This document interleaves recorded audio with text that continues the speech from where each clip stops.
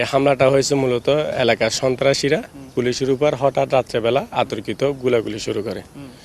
Police যখন গুলাগুলি শুরু করে, পুলিশ বাইরে আসে দেখে এই অবস্থা।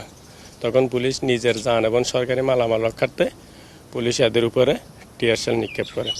তারপরে এরা পুলিশে এলোপাতারি আঘাত করতে শুরু করে।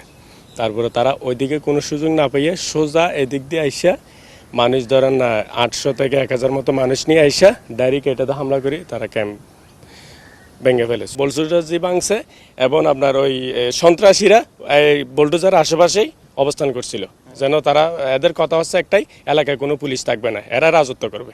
আর পুলিশের কথা হচ্ছে এলাকায় সন্ত্রাস থাকবে না, সবার সুবিধার্থে জনগণের স্বার্থের জন্য আমরা সবাই একসাথে কাজ করব। কালকে রাত্রে আপনার এখানে কিছু সন্ত্রাস আসি মানে অবস্থা খারাপ করে দিয়েছে এই জায়গার।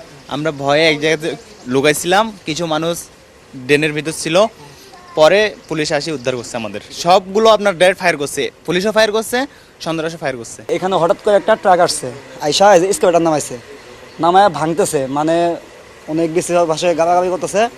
আমরা পিছনে বুকে আছি, বের হয় নাই, পরে আমাদের পুলিশ উদ্ধার করছে। আমরা সরকারের কাছে চাই শান্তি, ঠিক আছে। রাত্রে গোলাগুলি হয়েছে, কে বা কারা করছে এটা কিন্তু আমরা জানি না, আমরা ছিলাম ঘুম।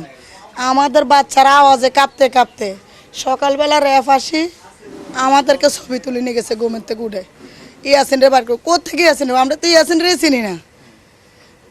আমার রড দিয়ে 2-3টা গুতা দিচ্ছে, মারতে ধরছে, আমার বাচ্চাকে ছবি তুলে নিয়ে গেছে। আমার 6টা বাচ্চা, এরা ভয় কাঁপতেছে, কান্না করতেছে, কারে বলবো দুঃখের কথা।